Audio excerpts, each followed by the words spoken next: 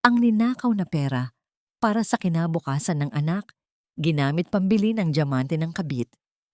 Habang nagtatahi si Lori ng sirang uniporme ni Maya, nagpapakasarap sa mamahaling hotel si Mateo kasama si Stella. Hayaan mong sa pampublikong paaralan mag-aral si Maya, mas kailangan ng anak ni Stella ng grand debut, ang malamig na utos ng asawa. Ngunit hindi niya alam, ang basahang asawa ay ang nawawalang tagapagmana ng bilyonaryong pamilyang Alcantara. Panahon na para bawiin ang koronang matagal kong isinantabi. Handang-handa na ba silang tikman ang impyernong sarili nilang gawa? Ang perang ninakaw mula sa kinabukasan ng anak, ginamit pambili ng diamante ng kabit. Habang nagtatahi si Lori ng butas na sapatos, nagpapakasarap sa luho si Mateo kasama ang kalaguyo. Inakala nilang habang buhay magiging bulag at sunod-sunuran ang inaalipustang asawa, ngunit hindi nila alam, ang babaeng tinawag nilang basurahan ay ang nawawalang tagapagmana ng bilyonaryong Imperyong Alcantara. Panahon na ba para bawiin niya ang koronang matagal niyang isinantabi? Hayaan mo na yung Maya, Stella. Sa public school na lang mag-aaral yon. Sanay naman sa hirap ang nanay niya, kaya makakaraos din yung bata. Ang mahalaga, nabili ko na ang diamanteng kwintas na isusuot ng anak mo sa grand debut niya. Kinuha ko na ang laman ng savings account. Huwag ka nang mag-alala. Ako ang bahala sa inyo. Ang mga salitang iyon ay tila mga punyal na walang awang ibinaon sa dibdib ni Lori. Nakatayo siya sa labas ng nakawang pinto ng opisina ng kanyang asawa sa loob ng kanilang bahay. Sa kanyang kanan ay isang tray na may mainit na kape na paborito ni Mateo. Tinimpla niya ng may tamang tamis at pagmamahal. Subalit sa kanyang kaliwang kamay, mahigpit niyang hawak ang lumang sapatos ng kanyang 10 taong gulang na anak na si Maya. Sapatos na may hiwa na sa gilid, na pinaplano sana niyang iparugby sa kanto para magamit pa ng bata sa susunod na pasukan. Ang ipon na 10 taon niyang pinaghirapan, ang perang pinagkaitan niya ng sariling luho, damit at maayos na pagkain para lang makapasok ang kanyang anak sa isang maayos na eskwelahan, ay ibinigay lamang ng lalaking pinangakuan niya ng buhay para sa karangyaan ng anak ng ibang babae. Isang nakakapasong lamig ang unti-unting gumapang mula sa kanyang mga paa paakyat sa kanyang lalamunan. Hindi siya nakasigaw. Walang lumabas na tinig mula sa kanyang mga labi na biglang natuyo at namutla. Ang tanging nararamdaman niya ay ang pamamanhid ng kanyang mga kalamnan at ang matinding pagkirot ng kanyang puso na tila pinipiga ng isang kamay na bakal. Mahigpit niyang kinuyom ang kanyang daliri sa sirang sapatos ni Maya hanggang sa mabaon ng kanyang mga kuko sa sariling palad. Gusto niyang ibagsak ang tray na hawak niya. Gusto niyang sumugod sa loob at kalmutin ang mukha ng asawang nagtaksil hindi lang sa kanyang pagkababae, kundi sa kinabukasan ng kanilang sariling dugo't laman. Ngunit bago pa man siya makakilos, naramdaman niya ang isang pamilyar at mabigat na presensya sa kanyang likuran. Anong ginagawa mo dyan, Lori? Nakaharang ka sa daan. Ang matinis at puno ng pandidiring boses ni Doña Carmela, ang kanyang biyenan. Pinasadahan siya nito ng tingin mula ulo hanggang paa. Ang mga labi ay nakangiwi na tila nakakaamoy ng basura. Amoy ginisa ka na naman. Wala ka nangang ambag sa mga gastusin dito sa bahay. Napakabagal mo pa kumilos. Dalhin mo na nga iyang kape sa anak ko nang may pakinabang ka naman. Hindi puro palamunin ka lang sa pamamahay na ito. Nilamon ni Lori ang sariling laway. Pilit na ibinababa ang nagbabagang bato sa kanyang lalamunan. Tumingin siya sa kanyang biyenan. Ang mga mata niyang dati ay laging nakayuko. Bilang tanda ng paggalang ay ngayon ay may malamig na kislap ng isang inang nasasaktan. Wala siyang sinabing kahit isang salita. Dahan-dahan siyang tumalikod, hindi para pumasok sa opisina ni Mateo, kundi para bumalik sa madilim at maliit nilang kwarto. Ang bawat hakbang niya palayo ay tila paghakbang sa bubog. Ang mga insulto ng kanyang biyenan na dati ay tahimik niyang iniiyakan ay tila nawalan ng bigat kumpara sa katotohanang ninakaw ng kanyang asawa ang pangarap ng kanyang anak. Pagpasok sa kwarto, nakita niya si Maya na mahimbing na natutulog sa maliit na kama, yakap ang isang lumang libro sa matematika. Ang inosenteng mukha ng bata na hindi humihingi ng kahit anong luho kundi ang makapag-aral. Ang tuluyang nagpabagsak sa mga luhang kanina pa pinipigilan ni Lori. Tahimik siyang napaluhod sa sahig sa tabi ng kama. Nakagat niya ang likod ng kanyang kamay upang pigilan ang pag-iyak na gustong kumawala sa kanyang dibdib. Habang ang buong katawan niya ay nanginginig sa paghikbi, biglang umilaw ang lumang cellphone na nakapatong sa maliit na mesa. Isang mensahe mula sa registrar ng eskwelahan. Nakasaad doon na formal nang kinakansela ang enrollment ni Maya para sa susunod na taon dahil sa hindi nabayarang matrikula. Tinitigan ni Lori ang screen ng telepono habang ang paningin niya ay lumalabo dahil sa luha. Hinaplos niya ang buhok ng kanyang natutulog na anghel. Ang kanyang dibdib ay sumisikip sa isang katanungang tila uubos sa kanyang huling hininga. Paano ko sasabihin sa anghel ko na ninakaw ng sarili niyang ama ang kanyang pangarap? Ang salitang kinansela ay nag-iwan ng isang malalim at nagdurugong sugat sa pagkatao ni Lori. Ngunit kinabukasan, pinili niyang bumangon at harapin ang lalaking sumira sa kinabukasan ng kanilang anak. Naabutan niya si Mateo sa loob ng kwarto, nag-aayos ng kanyang mamahaling necktie at nagwilig ng paborito nitong pabango sa leeg. Tila walang mabigat na kasalanang tinatago.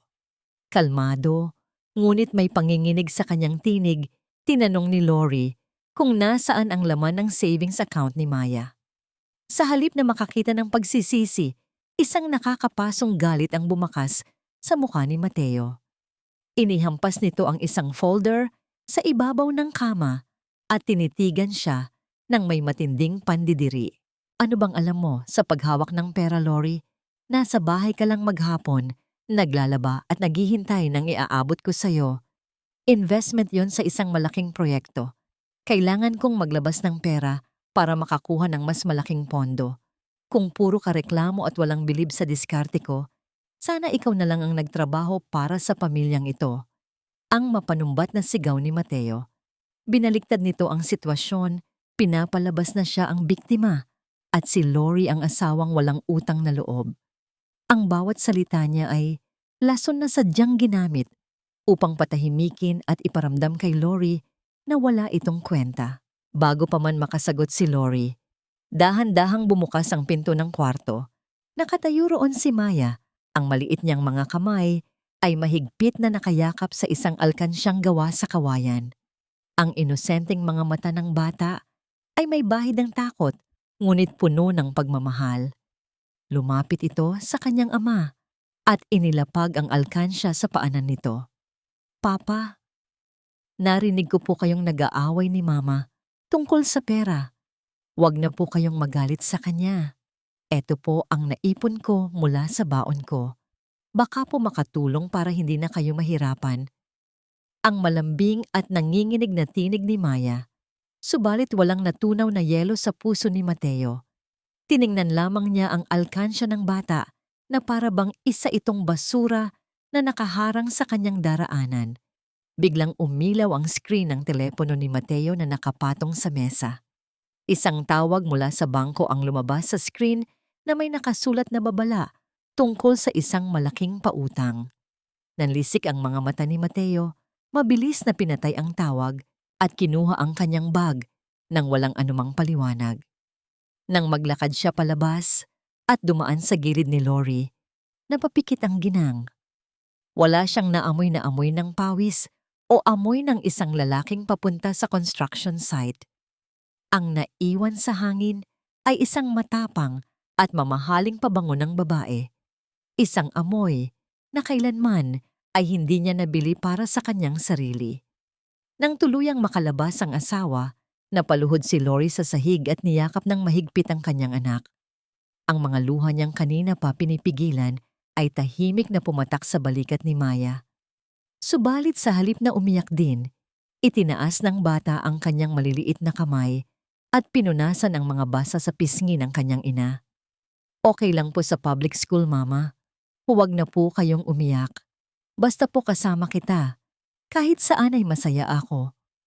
Ang wika ni Maya na may ngiting pilit na nagpapakatatag para sa kanyang ina. Ang mga salitang yun ng bata ang naging huling patak.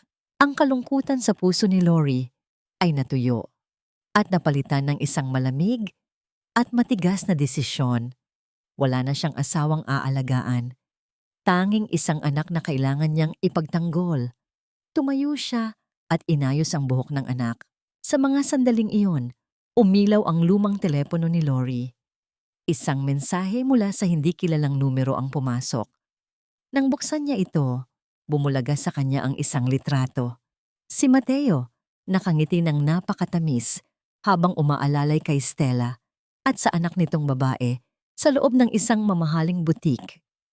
Ang anak ni Stella ay may suot na isang napakarangya at kumikinang na gown na pang-debut, habang sa background ay makikita ang mga paper bags ng mga sikat na brand ng alahas. Ang halaga ng kasuotang iyon ay katumbas ng ilang taong pag-aaral ni Maya.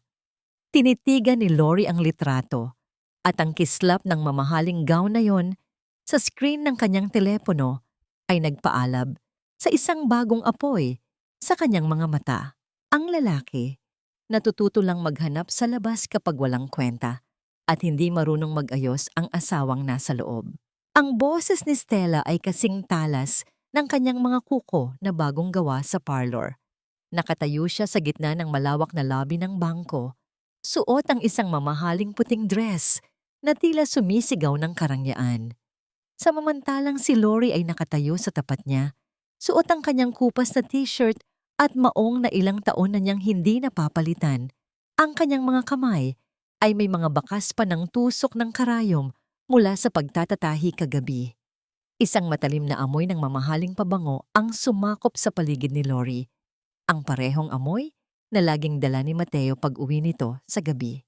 Tumingin si Stella kay Lori nang may halong pangingit-ngit at pait na tawa. Tingnan mo nga ang sarili mo, Lori. Amoy pawis, amoy hirap. Akala mo ba ay sapat na ang pagiging mabait at masunurin para manatili sa iyo ang isang lalaking gaya ni Mateo? Huwag mo siyang sisihin kung sa akin niya nahanap ang ginhawa na hindi mo maibigay. Walang katinag-tinag si Lori. Hindi niya sinampal ang babae, bagaman ang kanyang palad ay nangangati na gawin niyon.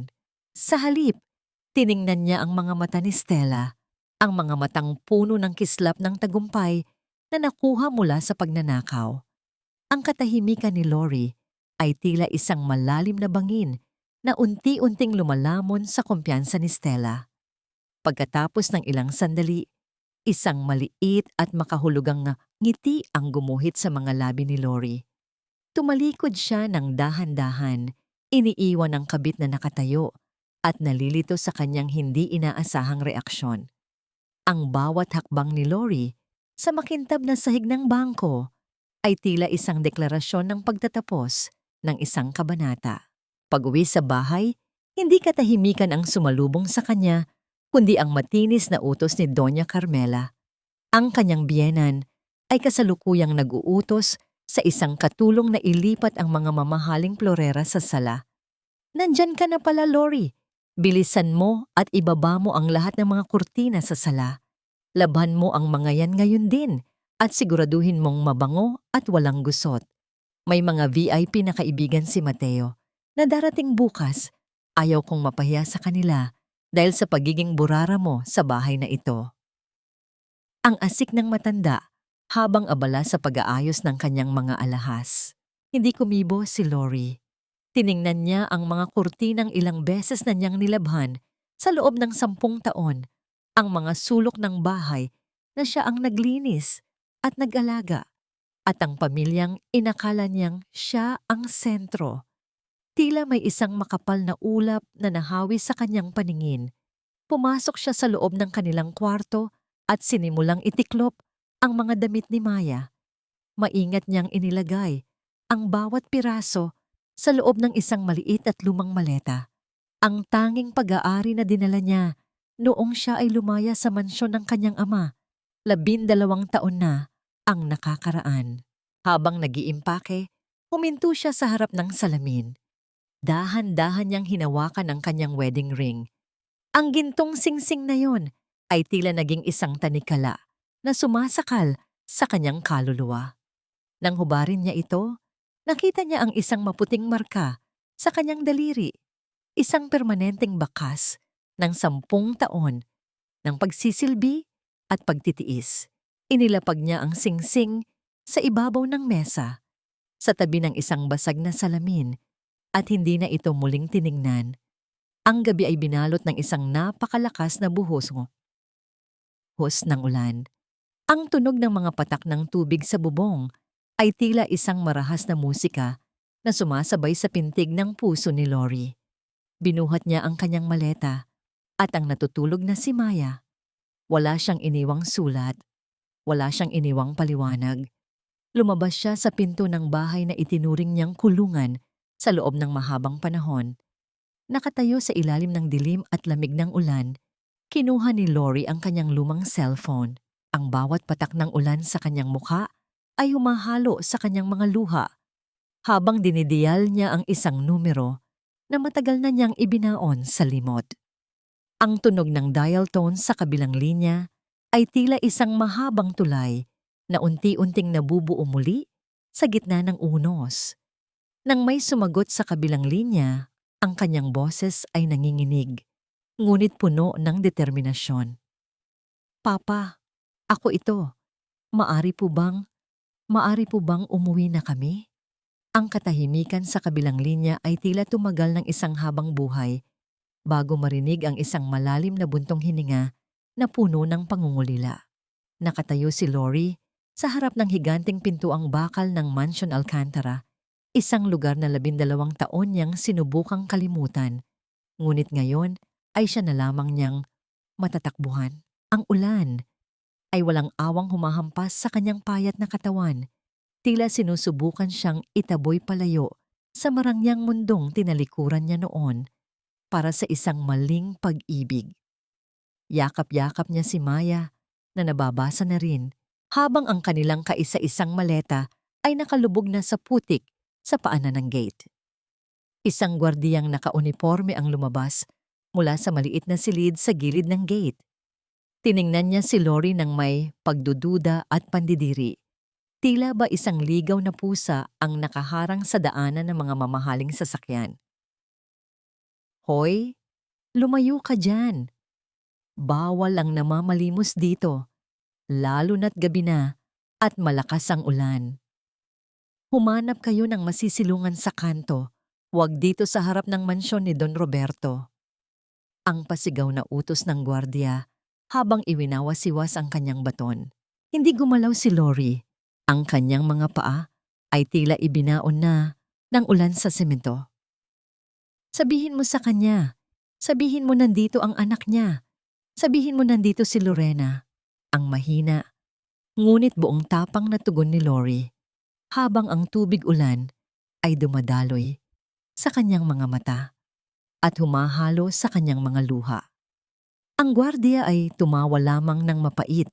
Inakalang isang baliw ang babaeng nasa harap niya. Ngunit bago pa man ito makasagot muli, isang dambuhalang pinto ng mansyon ang bumukas na naglabas ng isang maliwanag na sinag ng ilaw na tumagos sa kadiliman ng gabi. Isang matandang lalaki na may puting buhok at tindig na puno ng awtoridad ang lumabas sa balkonahe. Si Don Roberto Alcantara. Ang kanyang mga mata, na dati ay kilala sa pagiging malamig at matigas, ay biglang nanlaki ng mamukhaan ang bulto ng babaeng nakatayo sa ilalim ng ulan. Sa isang sandali, nawala ang lahat ng galit at pride na itinanim niya sa loob ng mahabang panahon. Mabilis siyang bumaba sa hagdanan. Hindi inaalintana ang kanyang mamahaling tsinelas at robe na nababasa na rin ng ulan. Nang makalapit, dahan-dahang lumuhod si Lori sa putikan sa mismong paanan ng kanyang ama. "Papa, patawarin mo ako. Maling-mali ako." Ang tanging nasabi niya bago tuluyang gumuho ang kanyang katatagan. Ang paghikbi ni Lori ay naging isang pagsusumamo na bumasag sa katahimikan ng gabi. Ngunit bago pa man siya tuluyang sumayad sa lupa, naramdaman niya ang dalawang mainit at nanginginig na mga kamay na sumalo sa kanya. Binuhat siya ni Don Roberto at yinakap ng napakahigpit, isang yakap na puno ng 12 taon na pangungulila, pagsisisi at pagmamahal. Ang tagal kong naghintay, anak ko. Ang tagal kong nanalangin na bumalik ka na. Ang bulong ng matanda habang ang kanyang sariling mga luha ay pumapatak sa balikat ni Lori. Binuhat ng mga katulong ang natutulog at nanginginig na si Maya at ang basang maleta, habang si Don Roberto ay hindi binitawan ng kamay ng kanyang anak hanggang sa makapasok sila sa loob ng mainit at marangyang salas. Nang mailatag si Maya sa isang malambot na sofa at mabalot ng makapal na kumot, naupo ang mag-ama sa harap ng fireplace. Ang nanginginig na kamay ni Don Roberto ay dahan-dahang humahaplos sa buhok ng kanyang apo. Ang mga mata niya ay puno ng pagkamangha sa pagkakahawig nito kay Lori noong bata pa.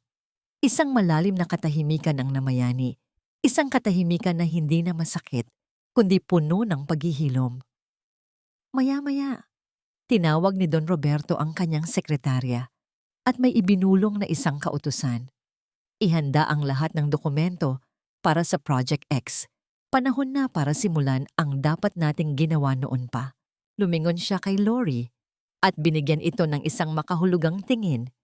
Sa ilalim ng utos ng kanyang ama, dinala si Lori sa isang silid kung saan naroon ang isang laptop na naglalaman ng mga ulat sa pananalapi ng kumpanya ni Mateo. Habang binubuklat ni Lori ang mga sikretong dokumento, ang kanyang puso ay tila tumigil sa pagtibok. Nakita niya ang mga transaksyong nagpapatunay na ang tagumpay ni Mateo nitong mga huling taon ay hindi dahil sa talino nito, kundi dahil sa mga lihim na kontratang ibinibigay ni Don Roberto para lang siguraduhing hindi magugutom ang kanyang anak. Ang katotohanang binuo ng kanyang ama, ang imperyong kinatatayuan ni Mateo, ang imperyong ginagamit nito para saktan siya, ang naging huling mitya ng kanyang galit. Lahat pala ng meron siya ay galing sa iyo, Papa? Ang tanong ni Lori habang ang kanyang mga mata ay nanlilisik sa galit at determinasyon. Ang bawat sentimong ipinangregalo mo sa ibang babae, Mateo, ay galing sa luhang pilit na itinago ng pamilyang minaliit mo. Sa loob ng malawak na silid-aklatan ni Don Roberto, ang tanging tunog na naririnig ay ang mahinang ugong ng aircon at ang marahang paglipat ng mga pahina ng dokumento. Inamin ng matanda sa boses na puno ng pagsisisi na sa loob ng 10 taon ay palihim siyang nagpapadala ng mga kontrata at proyekto sa kumpanya ni Mateo. Hindi dahil sa bilib siya rito, kundi dahil ayaw niyang makita ang kanyang kaisa-isang anak at apo na nagdidildil ng asin. Ang bawat tagumpay na ipinagyayabang ni Mateo sa harap ng kanyang ina at ni Stella ay isa palang regalo mula sa biyenang hindi man lamang niya binigyan ng kahit katiting na respeto. Naramdaman ni Lori ang isang matinding hiya na humahalo sa nagbabagang galit. Ginawa siyang tanga ni Mateo. Ginamit ng asawa niya ang pagmamahal ng kanyang ama para magpakasarap sa piling ng ibang babae, habang siya ay pinagmumukhang palamunin at walang kwenta sa loob ng kanilang bahay. Ang bawat insulto ni Doña Carmela tungkol sa pagiging mahirap ni Lori ay isang malaking kabalintunaan. Dahil kung wala ang pamilya ni Lori, malamang ay namumulot na sila ng basura sa kalsada. Tumayo si Lori. Ang kanyang likod ay tuwid na tuwid at ang kanyang mga mata ay wala ng bahid ng luha. Papa, sapat na ang 10 taon na pagbibigay natin ng limos sa mga taong hindi marunong tumanaw ng utang na loob. Putulin ninyo ang lahat ng koneksyon, bawiin ang lahat ng subcontracts, ipasara ang lahat ng mga linyang nagdudugtong sa kumpanya ni Mateo at sa Alcantara Holdings. Hayaan nating makita ng mundo kung ano ba talaga ang halaga niya kung wala ang pangalang Alcantara sa likod niya. Isang tipid na ngiti ang sumilay sa mga labi ni Don Roberto. Tinawag niya ang kanyang mga abogado at sa isang iglap, ang mga utos ni Lori ay nagsimulang gumalaw sa mundo ng negosyo. Samantala, sa isang marangyang opisina sa Makati, masayang nagpaplano si Mateo ng isang biyahe sa Europe para kay Stella. Huwag kang mag-alala. Mahal, kapag natapos ang Project X, bilyon ang kikitain natin. Makakabili tayo ng mansyon sa Tagaytay para sa ating dalawa. Ang nakangiting pangako ni Mateo habang hinahaplos ang kamay ng kabit. Ngunit ang kanilang tawanan ay biglang naputol nang pumasok ang kanyang sekretary, na ang muka ay kasing puti ng papel at nanginginig ang mga kamay. Inilapag nito ang isang tumpok ng mga sulat na nagsasabing kinakansela ng lahat ng kanilang mga pangunahing kliyente ang mga kasunduan ng walang paliwanag. Sa loob lamang ng isang oras, ang imperyong binuo ni Mateo sa ibabaw ng kasinungalingan ay nagsimulang gumuho. Nataranta si Mateo. Hindi niya maintindihan kung bakit sabay-sabay na tumalikod ang kanyang mga backer. Sa gitna ng kanyang pagkataranta, ang tanging naisip niya ay ang taong laging sumasalo sa kanyang galit at pagod. Kinuha niya ang kanyang telepono at mabilis na tinawagan ang numero ni Lori. Nang sumagot si Lori, ang boses ni Mateo ay puno ng awtoridad at pagkairita. Tila ba isa itong amo na nag-uutos sa isang katulong-o. Lori, nasaan ka ba? Kanina pa ako tumatawag. Umuwi ka na ngayon din at magluto ka ng hapunan. Marami akong problema sa opisina at kailangan kong kumain ng maayos.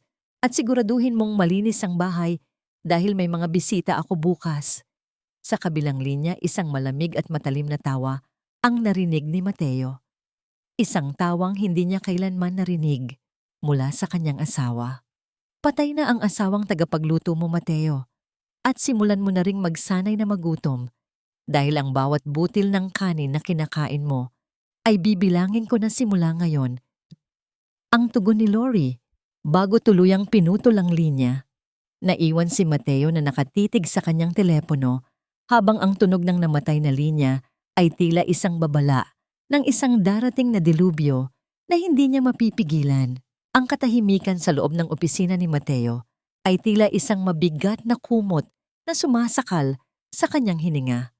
Nakatitig siya sa tatlong magkakaibang liham na nasa ibabaw ng kanyang mesa. Mga opisyal na abiso na nagpapatunay na ang tatlong pinakamalaking kliyente niya ay tuluyan ng kumalas sa kanyang kumpanya. Wala siyang maintindihan. Sa loob ng maraming taon, ang mga kumpanyang ito ay tila mga tapat na aso na laging nagbibigay ng proyekto. Ngunit sa isang iglap, tila ba nagkaroon sila ng isang nakakahawang sakit na dapat iwasan. Sa gitna ng kanyang pagtulala, dahan-dahang bumukas ang pinto ng opisina na naglabas ng isang nakakairitang tunog ng bakal na nagkiskisan. Pumasok si Stella. Ang kanyang mukha ay pulang-pula sa galit at ang kanyang mga mata ay nanlilisik. Hindi pa man siya nakakaupo, ay ibinalibag na niya ang kanyang mamahaling credit card sa ibabaw ng mesa ni Mateo. Mateo, ano itong kahihiyang dinanas ko sa butiki? Nagmukha akong tanga sa harap ng mga sales lady dahil de-decline ang card na ibinigay mo. Sabi mo ay unlimited ang credit line nito, pero bakit hindi man lang pambili ng isang pares ng sapatos ay hindi pumasok? Ang pasigaw na sumbat ni Stella habang ang kanyang dibdib ay nagtataas baba sa tindi ng panggigigil. Napahilot si Mateo sa kanyang sentido. Ramdam ang marahas na pagtibok ng kanyang puso na tila gustong kumawala sa kanyang dibdib. Pilit niyang pinakalma ang kanyang sarili at nag-ukol ng isang pilit na ngiti sa kanyang kalaguyo. Hon, kumalma ka muna. Baka may system error lang ang bangko ngayon. Alam mo namang maraming transaksyong pumapasok dahil sa Project X. Huwag kang mag-alala. Tatawagan ko ang manager bukas din. At tungkol sa catering para sa debut ni Celine, huwag kang magpanik. Ako ang bahala. Mababayaran natin yon bago matapos ang araw na ito. Kahit na puno ng pag-aalinlangan, tumahimik si Stella nang marinig ang pangako ng pera. Ngunit nang talikuran siya ng babae, mabilis na humarap si Mateo sa salamin ng kanyang opisina. Nakita niya ang sarili niyang refleksyon. Maputla, may mga butil ng malamig na pawis sa noo, at ang mga mata ay puno ng takot. Pinunasan niya ang kanyang muka at pilit na itinayo ang kanyang balikat. Ang kanyang ego, na dati ay kasing taas ng mga gusali sa Makati, ay nagsisimula ng magkaroon ng malalalim na lamat. Nang umuwi si Mateo ng gabing iyon, hindi ang mabangong amoy ng sinangag ang sumalubong sa kanya, kundi ang amoy ng nakatambak na hugasin at ang makapal na alikabok sa sala. Ang bahay na dati ay tila kusang kumikilos sa ilalim ng mga kamay ni Lori, ay ngayon ay tila isang abandonadong gusali. Mateo, mabuti at dumating ka na. Ang bungad ni Doña Carmela habang pababa ng hagdan. Hawak ang isang basong walang laman. Nasaan na ba ang walang kwentang asawa mo? Wala pang nagluluto ng hapunan at tignan mo ang labada. Nagbubundok na sa banyo. Nagugutom na ako at ang sakit na ng ulo ko sa kalat dito sa bahay. Tawagan mo nga ang babaeng iyan at sabihing bumalik na rito para gawin ang trabaho niya. Hindi pinansin ni Mateo ang reklamo ng kanyang ina. Sa halip na hanapin si Lori o ang anak na si Maya, ang tanging tumatakbo sa isip niya ay ang listahan ng mga bayarin para sa debut ng anak ni Stella. Ang kanyang prioridad ay hindi ang kanyang pamilya, kundi ang pagpapanatili ng ilusyon ng kanyang yaman. Pumasok siya sa kanyang silid at mabilis na kinalingka ang kanyang mga cabinet hanggang sa mahanap niya ang isang lumang folder. Sa loob nito ay ang titulo ng kanilang bahay. Ang bahay na itinayo niya kuno mula sa kanyang pawis. Sa mga sandaling iyon, isang tawag ang pumasok sa kanyang telepono mula sa isang kaibigang matagal na niyang hindi nakakausap. Isang kaibigang kilala sa pag-aalok ng mabilisang pera kapalit ng malalaking kolateral habang nangyayari ang lahat ng ito. Sa loob ng marangyang mansyon ng mga Alcantara, tahimik na binabasa ni Lori ang isang ulat mula sa kanyang pribadong investigador. Ang bawat salita sa papel ay tila isang kumpirmasyon ng hula niya. Ma'am Lorena, ang wika ng sekretary na pumasok sa kanyang silid. Kumpirmado na po. Dahil sa pag-atras ng mga kliyente, desperado na si Mr. Mateo. Pumunta po siya sa mga loan shark sa Binondo kaninang hapon. Isinanla po niya ang titulo ng bahay kung saan kayo dating nakatira. Tinitigan ni Lori ang ulat. Ang kanyang mga mata ay walang bakas ng awa. Ang bahay na punong-puno ng kanyang mga sakripisyo ay itinaya ng kanyang asawa para sa isang gabing kasinungalingan. Hayaan niyo siyang kumuha ng utang, ang malamig na utos ni Lori. Dahil ang bahay na yon ang magiging huling kabaong nahihigaan ng kanyang dangal. Ang bawat paggalaw ng panulat ni Mateo sa ibabaw ng dokumento ay tila isang hatol na wawakasan ng kanyang kalayaan. Ngunit ang tanging nakikita niya ay ang kislap ng tagumpay na inaakala niyang malapit na niyang makamit sa loob ng isang madilim at mausok na opisina sa Binondo. Kaharap ang isang lalaking may malalaking gintong singsing sa bawat daliri. Tinapos ni Mateo ang pagpirma sa isang kasunduan. Ang titulo ng kanilang bahay ay formal nang isinangla kapalit ng isang bulto ng pera na may kalakip na 20% interes kada buwan. Ang kanyang mga kamay ay bahagyang nanginginig, hindi dahil sa takot, kundi dahil sa desperasyong mabuo ang pangarap niyang karangyaan. Inisip niya na sa sandaling matapos ang marangyang debut ng anak ni Stella at makuha niya ang mga bagong kontrata, madali niyang mababayaran ang lahat. Isang malaking pagkakamali na nagmula sa isang pusong nilamon na ng kapalaluan. Samantala, sa isang eksklusibong jewelry shop sa loob ng isang mamahaling mall sa Makati, ang ingay ng tawanan ni Stella at Doña Carmela ay umalingaw-ngaw sa loob ng tahimik na silid. Ang bawat piraso ng alahas na kanilang isinusukat ay tila nagdaragdag sa kanilang kayabangan. Tingnan mo ito, Mama Carmela. Ang ganda ng kislap ng mga brilyante, hindi ba? Bagay na bagay sa suot nating mga mamahaling damit. Ang malanding wika ni Stella habang pinagmamasdan ang sarili sa malaking salamin. Isipin mo na lang, kung nandito pa si Lori, malamang ay pinapawisan na naman yun sa paglalaba ng mga basahan. Siguro ay namamalimos na ang babaeng yun sa kalsada ngayon habang tayo ay nagpapakasasa sa yaman ni Mateo. Tumawa ng mapait ang biyanan habang sinusuri ang isang gintong relo. Hayaan mo ang babaeng yon, Stella. Mabuti nga at naglayas na siya dahil puro malas lang ang dala niya sa buhay ni Mateo. Ngayong wala na siya, sa wakas ay nararanasan na natin ang buhay na nararapat para sa atin. Isang taong walang kwenta, hindi dapat manatili sa isang bahay na puno ng tagumpay. Hindi nila alam na sa kabilang bahagi ng mall, nakaupo sa isang tahimik na kapehan, ay si Lori. Suot ang isang simpleng beige na coat at isang malaking salamin. Tahimik niyang pinagmamasdan ang dalawa mula sa malayo. Ang kanyang muka ay walang bakas ng galit, kundi isang malalim na awa para sa mga taong hindi alam na ang lupang kinatatayuan nila ay unti-unti nang naglalaho. Nang tumayo si Lori para umalis, isang maliit na bata, nagusgusin at may dalang mga sampagita ang lumapit sa kanya. Ang bata ay may mga matang puno ng pagod. Kahawig ng mga mata ni Maya noong mga gabing nagugutom sila. Hindi nagatubili si Lori. Kinuha niya ang kanyang pitaka at nag-iwan ng 1,000 piso sa maliit na palad ng bata bago dahan-dahang hinaplos ang ulo nito. Ang kanyang kabutihan ay nanatiling buo, kahit na ang mundo sa paligid niya ay naghahanda na para sa isang malaking giyera. Pagbalik sa kotse, tinawagan ni Lori ang kanyang sekretary na siyang kanina pa naghihintay ng kanyang utos. Ang kanyang boses ay malamig at puno ng awtoridad, ang boses ng isang tunay na Alcantara. Bilhin ninyo ang lahat ng utang ni Mateo sa sindikato sa Binondo, ang mariing utos ni Lori. Ibigay ninyo ang dobleng halaga sa kanila para makuha ang lahat ng mga dokumento at ang titulo ng bahay. Siguraduhin ninyong legal ang lahat ng papel. Gusto ko na sa oras na dumating ang paniningil, ako ang haharap sa kanya. Ako na ang bagong may-ari ng buhay niya.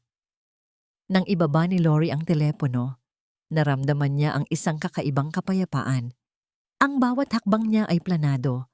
Bawat galaw ay may dahilan. Isang araw na lamang bago ang grand debut ni Celine.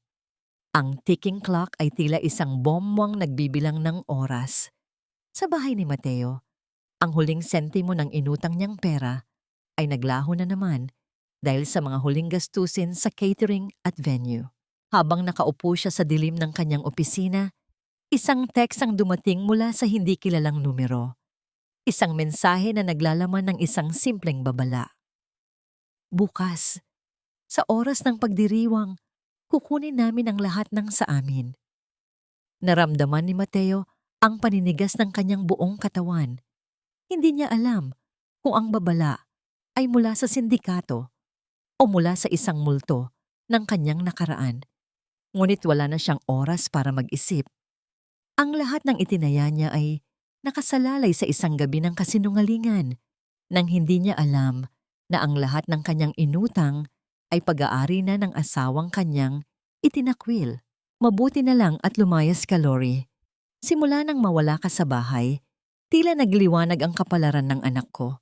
Huwag mo nang balaking bumalik dahil kahit anino mo ay hindi na kailangan sa pamilyang aming binuo.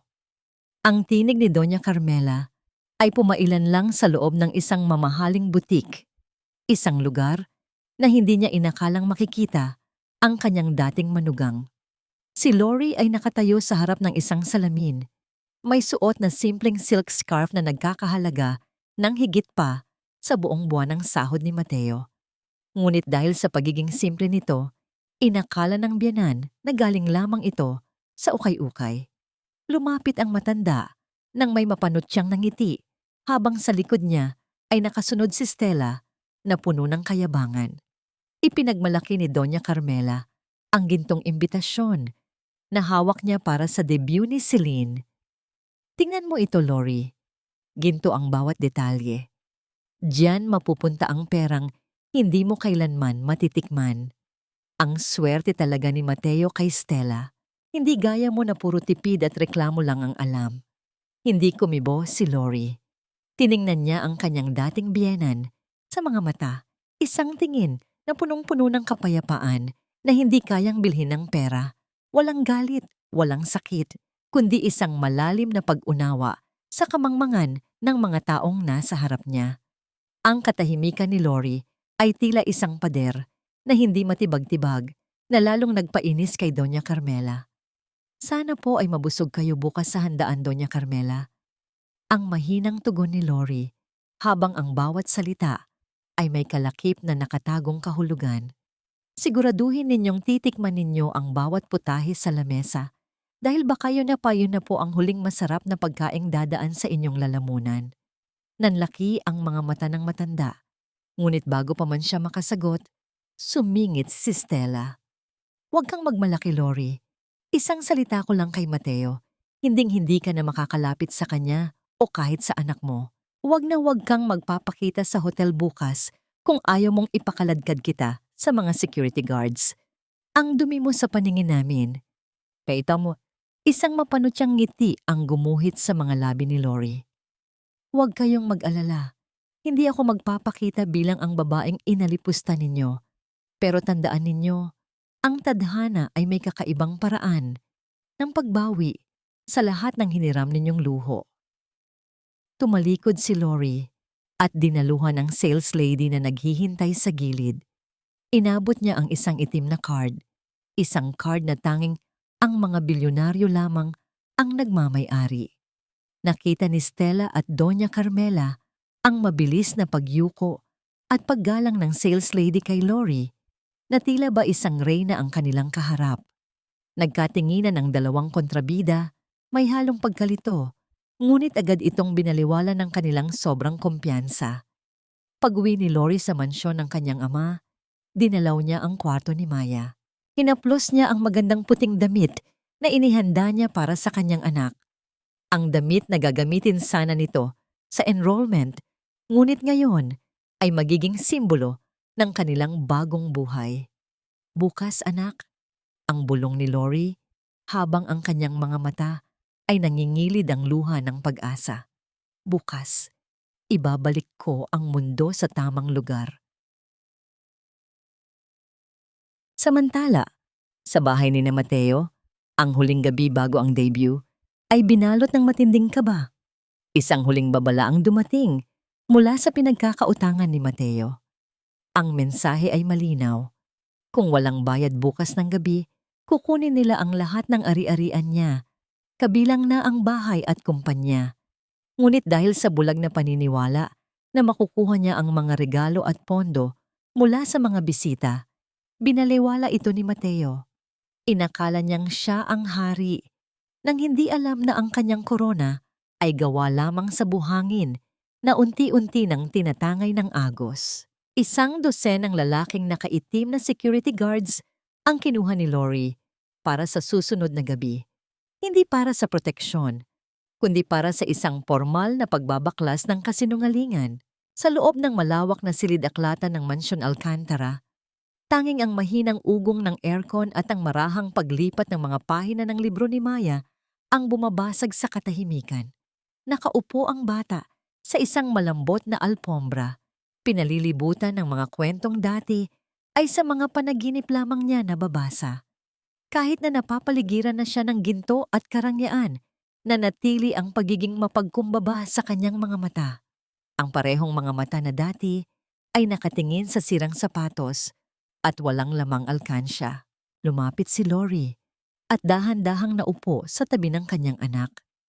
Pinagmasdan niya ang mukha ni Maya, ang anghel na naging katuwiran niya para hindi sumuko sa gitna ng unos. Mama, ang mahinang tawag ni Maya habang isinasara ang kanyang libro. Ang kanyang boses ay may bahid ng pag-aalinlangan. Galit po ba kayo kay Papa? Kaya po ba hindi na tayo babalik sa bahay natin? Naramdaman ni Lori ang isang bahagyang kirot sa kanyang dibdib, ngunit hindi niya hinayaang makita ito ng kanyang anak. Hinaplos niya ang pisngi ni Maya ng may labis na pagmamahal. Hindi galit ang nararamdaman ko, anak. Ang mahinahong tugon ni Lori. Kailangan lang nating turuan ng leksyon ang mga taong nakakalimot sa halaga ng iba. Ang pag-alis natin ay hindi pagtakas, kundi isang paghahanap sa totoong respeto na nararapat para sa atin. Huwag kang mag-alala.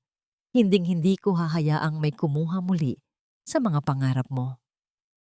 Mula sa pintuan ng silid, tahimik na nakatayo si Don Roberto.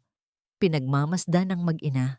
Ang matandang bilyonaryo ay nakaramdam ng isang matinding pagmamalaki na pagtanto niya na ang 12 taon ng paghihirap ni Lori sa labas ay hindi nakasira sa kanyang anak, kundi gumawa rito ng isang napakatatag na pundasyon.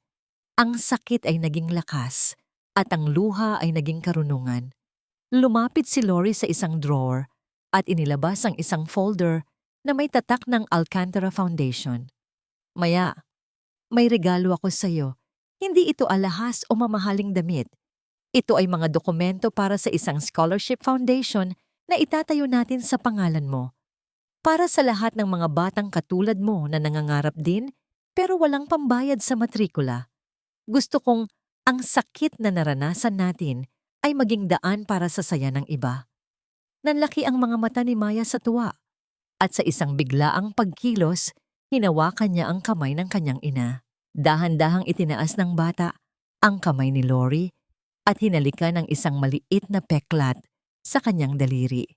Ang peklat na nakuha ni Lori mula sa mahabang oras ng paglalaba at pagtatatahi noong sila ay mahirap pa. Mama, ito po ang pinakamagandang medalya para sa akin, ang bulong ni Maya habang nakayakap sa kanyang ina. Saksi po ito sa lahat ng sakripisyo mo para sa akin. Nang makatulog na si Maya sa kanyang silid, bumalik si Lori sa opisina ng kanyang ama. Doon, nakita niya ang isang pamilyar na imbitasyon sa ibabaw ng mesa ni Don Roberto, ang gintong imbitasyon para sa debut ni Celine. Ang misteryo kung paano ito napunta sa kanyang ama ay tila isang senyales na ang tadhana ay handa ng kumilos.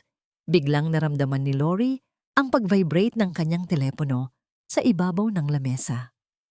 Ang tunog nito ay tila isang hudyat ng pagsisimula ng isang digmaan. Ma'am Lorena, ang boses ng kanyang sekretary sa kabilang linya. Nakaset up na po ang lahat sa Grand Ballroom ng hotel. Papunta na ang pamilya ni Mateo. Handa na po ang mga sheriff at ang mga security para sa inyong pagdating.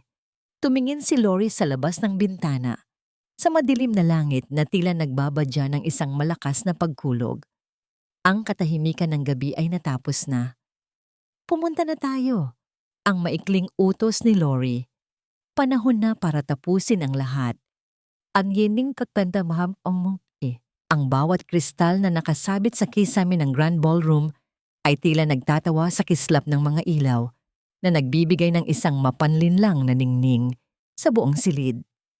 Sa gitna ng bulwagan, nakatayo ang pamilya ni Mateo, sina Stella, Doña Carmela at ang debutante na si Celine na tila mga hari at reynang namamahala sa isang imperyong gawa sa buhangin.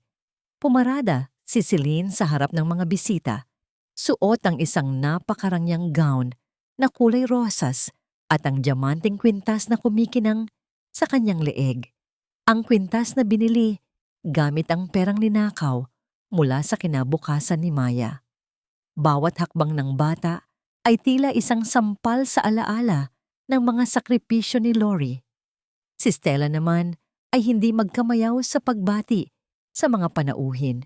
Ang kanyang boses ay puno ng kayabangan habang ipinapakita ang kanyang mga bagong hiyas. Tingnan ninyo ang aking apo. Ang malakas na pagmamayabang ni Doña Carmela sa isang grupo ng mga matatandang sosyalada. Sabi ko naman sa inyo, ang anak kong si Mateo ay isang henyo sa negosyo. Hindi magtatagal at kami na ang mamumuno sa industriya. Mabuti na lang at wala na ang malas niyang dating asawa, kaya sa wakas ay nagliwanag ang aming buhay.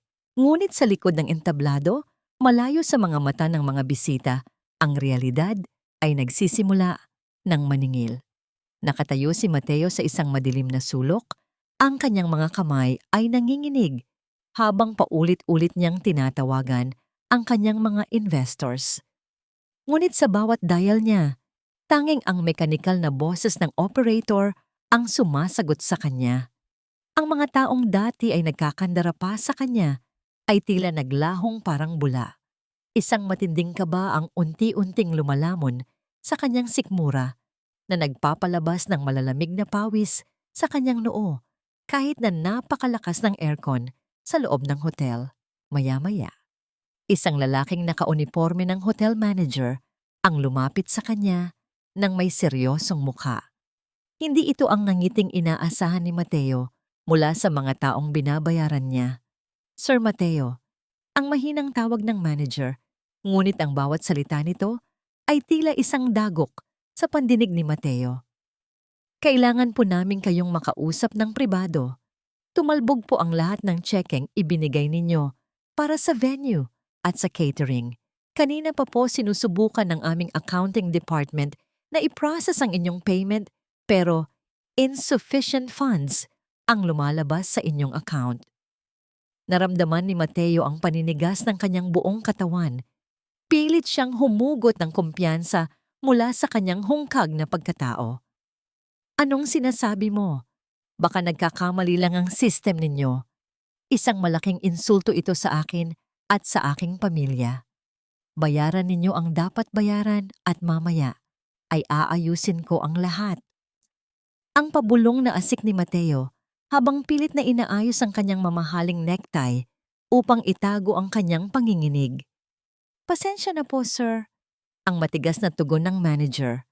Kung hindi po kayo makakapagbigay ng cash payment o valid na card sa loob ng 10 minuto, mapipilitan po kaming ipatigil ang serbisyo at patayin ang mga ilaw sa gitna ng programa.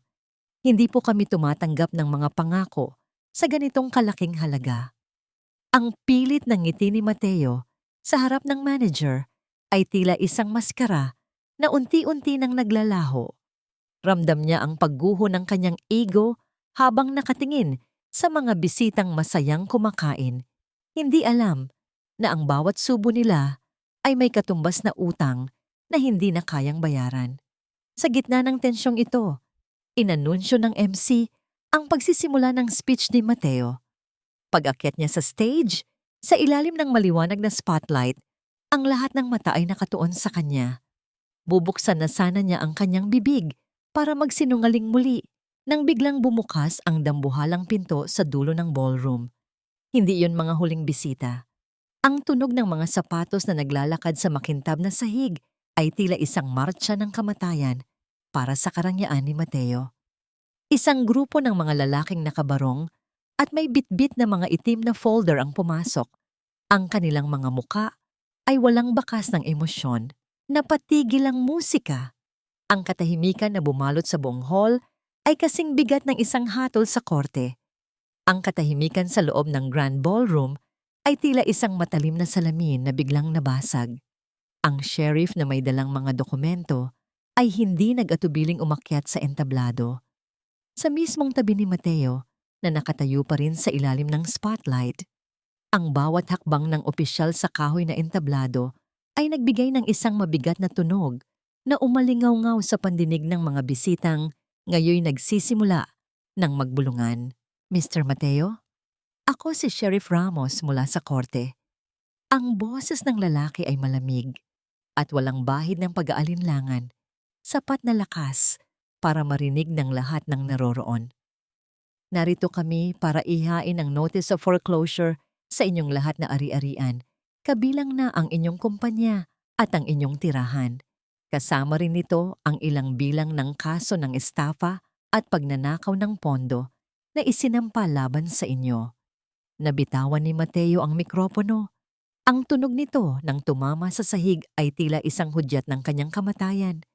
Ang kanyang mukha ay nawalan ng kulay, tila isang bangkay na pilit itinayo sa harap ng madla. Anong kalokohan ito? Debut ito ng anak ko. Wala kayong karapatang pumasok dito at bastusin kami. Ang nagtitiling sigaw ni Stella habang sumusugod sa harap ng entablado. Ang kanyang mga mata ay nanlilisik sa galit, pilit na pinoprotektahan ang ilusyon ng kanilang karangyaan. Isang abogado na kasama ng sheriff ang humakbang pasulong at tiningnan si Stella nang may mapanutyang ng ngiti. Wala na pong pag-aari si Mr. Mateo, ma'am. Lahat ng nakikita ninyo rito, ang venue, ang pagkain, maging ang mga alahas na suot ninyo at ng inyong anak ay bahagi na ng nasamsam na yaman ng korte. Binili ang mga ito gamit ang mga pondong napatunayang ninakaw mula sa ibang account. Sa madaling salita, ang lahat ng kinang na ipinagmamalaki ninyo ay gawa sa nakaw na yaman. Ang mga bisita ay nagsimulang mag-ingay. Ang tunog ng mga bulungan at ang mga flashes ng mga cellphone na kumukuha ng video ay tila mga kidlat na tumatama sa pagkatao ni Doña Carmela. Ang matandang byuda ay biglang napahawak sa kanyang dibdib. Ang kanyang mga mata ay tumirik at dahan-dahan siyang bumagsak sa kanyang upuan. Tila ba isang lantang bulaklak na nawalan ng sustansya. Hindi malaman ng mga tao kung tunay ba siyang nahimatay o pilit lamang tumatakas sa kahihihiyang nararanasan. Sa gitna ng kaguluhan, tinangka ni Mateo na hawakan ang kamay ni Stella para humingi ng suporta. Ngunit sa isang iglap, marahas na iniwas ni Stella ang kanyang kamay. Ang pandidiri sa kanyang mga mata ay kasing linaw ng sikat ng araw. Ito ang unang pagkakataon na nakita ni Mateo ang totoong kulay ng babaeng pinili niyang mahalin kapalit ng kanyang pamilya. Isang babaeng kasama niya sa ginhawa, ngunit unang tatalikod sa oras ng dusa. Sino? Sino ang nagpakana nito? Ang pasigaw na tanong ni Mateo. Ang kanyang boses ay nanginginig sa pagitan ng galit at desperasyon. Sino ang may ganitong kapangyarihan para bilhin ang lahat ng utang ko at sirain ako sa harap ng maraming tao? Mula sa dilim ng dambuhalang entrance ng ballroom, isang boses ng babae ang umalingaw-ngaw. Isang boses na mahinahon, ngunit may taglay na kapangyarihang tila kayang magpaguho ng mga bundok. Ako, ang nag-iisang salitang yon, ay nagpatahimik sa buong silid. Ang bawat mata ay lumingon sa pintuan, naghihintay na makita ang mukha ng taong nagpabagsak sa hari ng kasinungalingan. Dahan-dahang humawi ang mga tao sa gitna ng ballroom, tila isang dagat na nagbigay daan sa isang nagliliyab na apoy. Ang tunog ng mga takong sa makintab na sahig ay tila isang marahang tibok ng orasan na nagbibilang ng huling sandali ng isang makasalanan. Wala na ang babaeng amoy sibuyas, wala na ang asawang laging nakayuko at nakasuot ng kupas na damit. Ang babaeng naglalakad papasok ay tila isang reynang galing sa isang mahabang pagkakadestiyero. Si Lori ay nagliliwanag sa kanyang midnight blue na gown na gawa sa pinakamahal na sutla. Ang bawat tahi nito ay kumikinang sa ilalim ng mga chandelier. Pinalilibutan siya ng kanyang mga personal na bodyguards na nakasuot ng itim, na nagbibigay sa kanya ng isang aura ng hindi matitinag na kapangyarihan. Ito, si Doña Lorena Alcantara, ang tunay na pangalan ng babaeng 12 taon nilang tinawag na basahan. Nanigas si Mateo sa kanyang kinatatayuan. Ang kanyang mga mata ay halos lumuwa sa pagkagulat habang pinagmamasdanan ng kanyang asawa. Sa tabi niya, si Doña Carmela, na kanina ay tila nahimatay, ay biglang napadilat at napatitig ng hindi makapaniwala. Lelori, ikaw ba talaga yan? Ang basurelang asawa mo, Mateo? Paano siya nagkaroon ng ganyang mga hiyas? Ang nauutal na wika ng matanda, habang ang kanyang boses ay nanginginig sa matinding takot at pagkalito. Hindi sila sinagot ni Lori. Sa halip, dahan-dahan siyang umakyat sa entablado nang may tuwid na likod at bawat hakbang ay puno ng dignidad. Kinuha niya ang mikropono mula sa nanginginig na kamay ni Mateo. Tiningnan niya ang kanyang asawa nang diretso sa mga mata. Isang tingin na walang bahid ng galit, kundi isang malamig na paghatol na mas masakit pa sa anumang sampal. Sinabi ko sa inyo, Ang tadhana ay may kakaibang paraan ng pagbawi sa mga bagay na hindi naman sa inyo. Ang boses ni Lori ay umalingaw-ngaw sa buong ballroom, malinaw at puno ng awtoridad. Ang lahat ng luhong nakikita ninyo rito, ang pagkain sa inyong mga plato, at ang kwintas na suot ni Celine ay pag-aari ng anak ko. Ninakaw ninyo ang pangarap ng isang bata para sa isang gabi ng kasinungalingan. Ngunit hindi ninyo alam na bawat sentimong ginastos ninyo ay dumaan sa mga kamay ng aking pamilya, ang pamilyang Alcantara na 12 taon ninyong minaliit. Isang sabay-sabay na singhap ng pagkagulat ang narinig mula sa mga bisita. Ang pangalang Alcantara ay sapat na para manginig ang sinumang negosyante sa bansa. Sa gilid ng stage, biglang nagbago ang anyo ni Stella. Ang kanyang kaninang pandidiri kay Mateo ay napalitan ng isang pilit na ngiti habang sinusubukang lumapit kay Lori. Lori, I mean, Doña Lorena, hindi ko naman alam na ikaw pala iyan. Niloko lang din ako ni Mateo. Sabi niya, ay hiwalay na kayo at wala ka na ng kwenta. Maari ba tayong mag-usap? Handa akong tumestigo laban sa kanya. Ang pagmamakaawa ni Stella habang sinusubukang iligtas ang sarili mula sa kahihiyan. Tiningnan ni Lori ang diamanteng kwintas na suot ni Stella, ang kwintas na binili mula sa savings account ni Maya. Ang kanyang tingin ay tila isang apoy na sumunog sa kumpiyansa ng kabit. Ang mga basura, Stella, ay hindi nag-uusap sa mga reyna, at ang mga ninakaw na hiyas ay hinding-hindi magbibigay sa iyo ng tunay na ningning. Lumingon si Lori sa sheriff at sa mga abogado. Tapusin na natin ito. Iligpit ang lahat ng kagamitan. At siguraduhin ninyong walang matitira sa kanila, kundi ang mga damit na suot nila ngayon. Nanlambot ang mga tuhod ni Mateo at tuluyan siyang napaluhod sa paanan ni Lori sa harap ng lahat ng tao. Lori, patawarin mo ako. Hindi ko alam. Kung alam ko lang na ganito kakayaman, hinding-hindi kita sasaktan. Maari ba nating simulan muli?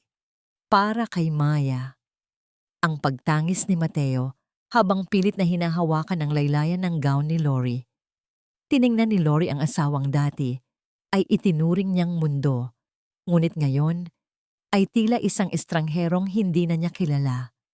May isang huling dokumento siyang inilabas mula sa kanyang folder, isang dokumento na magtatapos sa lahat. May isang paraan para hindi ka mabulok sa kulungan, Mateo. Ang malamig na wika ni Lori habang inilalapag ang isang panulat sa harap ng kanyang asawa. Inilapag ni Lori ang dokumento sa harap ni Mateo. Ang puting papel ay tila isang nagliliyab na hatol sa ilalim ng mga spotlight ng ballroom, isang annulment paper at isang custody agreement na nagsasaad ng ganap at walang pasubaling karapatan ni Lori kay Maya. Sa tabi nito ay ang pangako na hindi na itutuloy ang mga kaso ng estafa at pagnanakaw kung pipirmahan niya ang mga ito ngayon din.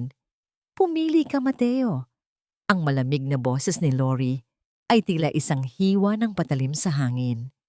Ang kalayaan mo kapalit ng pag-alis mo sa buhay naming mag-ina o ang pagkabulok mo sa loob ng rehas habang pinapanood mong unti-unti naming binubura ang pangalan mo sa mundo?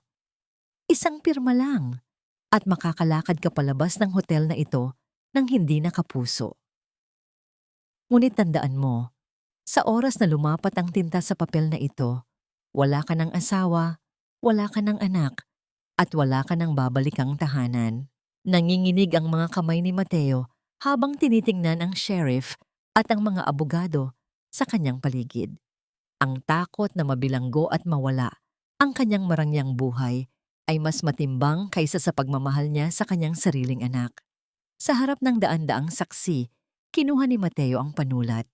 Ang tunog ng dulo ng panulat sa ibabaw ng papel ay tila isang mabilis at malupit na pagpunit sa huling hibla ng kanilang relasyon. Hindi siya nag-atubili. Pinirmahan niya ang pag-abandona sa kanyang karapatan kay Maya para lamang iligtas ang sariling balat. Isang mapait na ngiti ang gumuhit sa mga labi ni Lori habang kinukuha ang pirmadong dokumento. Salamat sa pagpapatunay na tama ang desisyon ko, Mateo. Pinatunayan mo lang sa harap ng lahat na ikaw ay isang lalaking walang kwenta. Isang amang kayang ipagpalit ang sariling dugo't laman para sa sariling kapakanan. Simula sa sandaling ito, ikaw ay isa ng estranghero sa amin. Wala ka ng bahay dahil pag-ari ko na ang titulong isinanla mo. Wala ka ng kumpanya dahil binili ko na ang lahat ng utang mo. Iiwan kita rito na walang-wala, gaya ng ginawa mo sa amin ni Maya noong ninakawan mo kami ng kinabukasan. Habang nakatitig si Mateo sa kawalan, dahan-dahang lumapit si Stella sa kanya. Ngunit sa halip na yakap ng suporta, isang mapanait na tingin ang ibinigay ng kabit. Huwag mo akong madamay-damay sa kahirapan mo, Mateo. Akala ko ba ay matalino ka? Akala ko ba ay bilyonaryo ka? Wala akong balak na sumama sa isang lalaking pulubi at walang dangal. Ang boses ni Stella ay puno ng pandidiri, habang marahas nitong itinulak ang balikat ni Mateo palayo. Tumalikod ang kabit at naglakad palabas, hindi na nilingon ang lalaking binuwis ang lahat para sa kanya. Pati si Doña Carmela ay nagsimulang magsisigaw at manisi. Hinahampas ang braso ng kanyang anak dahil sa pagkawala ng kanilang luho. Ang dalawa ay tila mga asong nag-aaway sa gitna ng kalsada, habang ang mga security guard ay nagsimula ng hawakan ng kanilang mga braso para formal na palayasin sa loob ng hotel. Ang kahihiyan ni na Mateo at ng kanyang ina ay naging tila isang palabas na pinanood ng lahat ng may pangungutya. Sa gitna ng kaguluhang yon, tumalikod si Lori. Ang kanyang bawat hakbang ay magaan, puno ng dignidad, at walang bahid ng pag-aalinlangan. Hindi na niya nilingon ang asawang nagkukumahog sa sahig ng entablado, sumasamo sa isang pag-ibig na matagal na niyang pinatay. Ang pintuan ng ballroom ay bumukas para sa kanya, na nagpapapasok ng isang sariwang hangin na tila humuhugas sa lahat ng sakit ng nakaraan. Nakalabas na siya sa kulungang gawa sa kasinungalingan. Malaya na siya.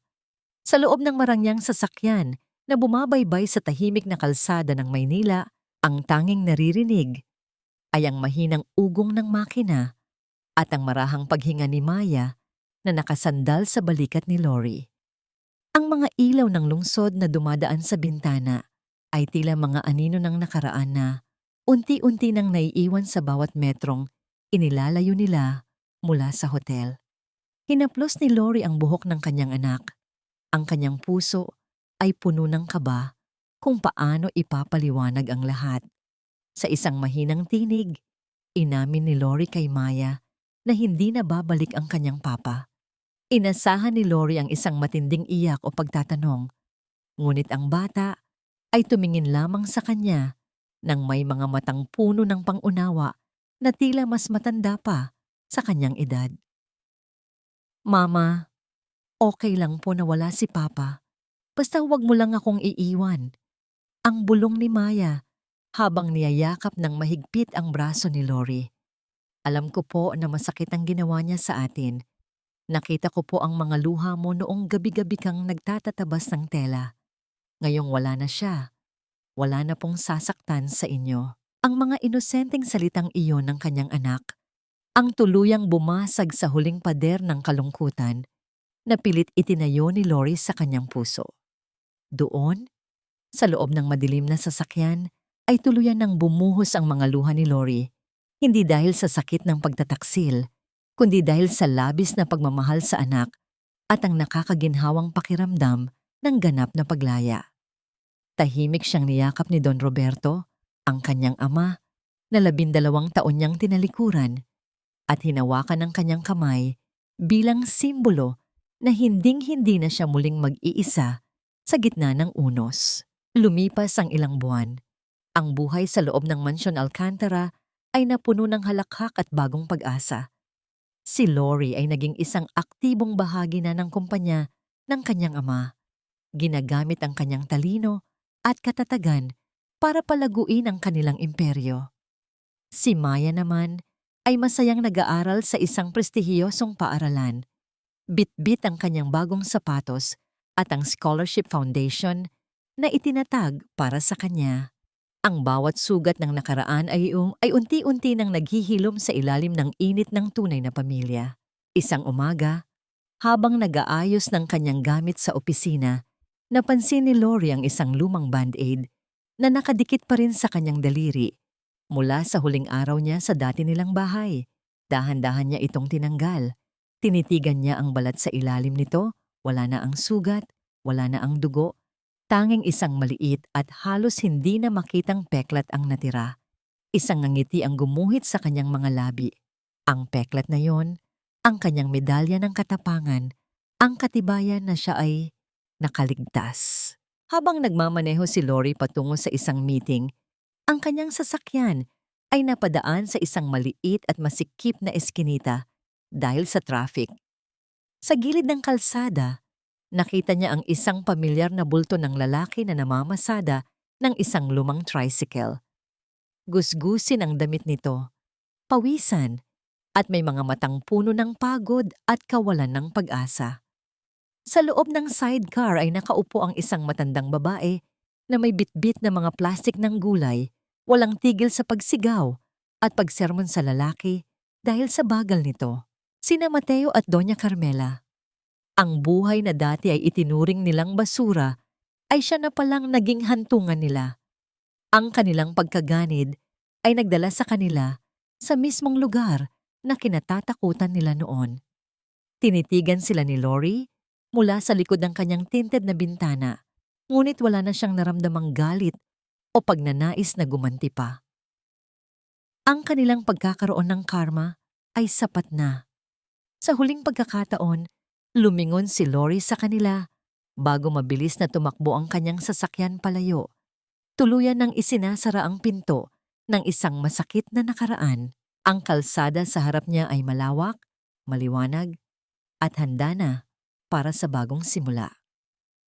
Ang liwanag ng papalubog na araw ay nagbigay ng isang kulay kahel na ningning sa malawak na hardin ng mga alkantara, kung saan ang mga bulaklak ay tila sumasayaw sa ihip ng banayad na hangin. Sa gitna ng katahimikang ito, nakaupo si Lori sa isang tumba-tumba, bitbit ang isang tasa ng tsa na ang usok ay dahan-dahang humahalo sa hangin. Walang ingay ng sermon, walang mabigat na pasanin sa dibdib, at wala na ang takot na baka may magalit sa bawat pagkakamaling magawa niya. Marami ang nagtatanong kung napapatawad na ba niya si Mateo. Sa loob ng kanyang puso, nahanap ni Lori ang sagot na hindi para sa kapakanan ng lalaking nanakit sa kanya. Ang pagpapatawad niya ay hindi isang pagtanggap muli, kundi isang pagbitaw. Hindi na siya galit dahil ang galit ay nangangailangan pa rin ng emosyon. At para kay Lori, si Mateo ay isa na lamang malabong anino ng nakaraan na wala ng kapangyarihang saktan siya. Pinatawad niya ang kanyang sarili sa pagiging marupok noon at doon niya nahanap ang tunay na kapayapaan. Ang balita tungkol sa mga kontrabida sa kanyang buhay ay tila mga kwentong dumaan na lamang sa hangin. Si Stella, matapos talikuran si Mateo, ay sinubukang humanap ng panibagong bibiktimahing mayaman, ngunit ang kanyang pangalan ay naging mantsana sa lipunan na hindi na mabubura. Si Mateo at Doña Carmela naman ay nananatiling bilanggo ng kanilang sariling mga desisyon. Araw-araw silang nag-aaway sa loob ng kanilang maliit na barong-barong. Sinisisi ang isa't isa sa bawat butil ng kanin na pinagkakasya nila. Ang kanilang parusa ay hindi lamang ang kahirapan, kundi ang mabuhay sa isang mundong punong-puno ng pagsisisi at inggit. Habang pinapanood mula sa malayo ang tagumpay ng babaeng dati nilang inalipusta. Napatigil ang pagmumuni-muni ni Lori nang marinig niya ang tunog ng masayang halakhak mula sa kabilang bahagi ng hardin. Nakita niya si Maya, suot ang kanyang uniforme at may mga medalyang kumikinang sa dibdib, habang tumatakbo patungo sa kanya. Kasunod nito si Don Roberto, na bagaman may edad na, ay bakas ang sigla sa kanyang mga mata habang pinagmamasdan ang kanyang apo.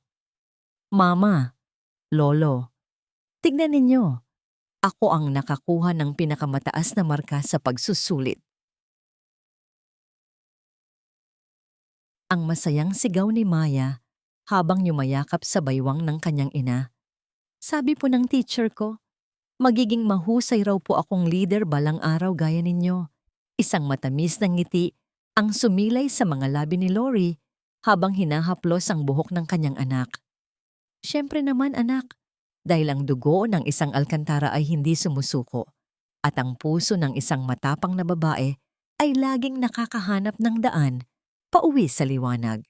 Nang magdikit ang mga balikat ng mag-ama habang pinagmamasdan ng bata, naramdaman ni Lori ang isang ganap na katahimikan.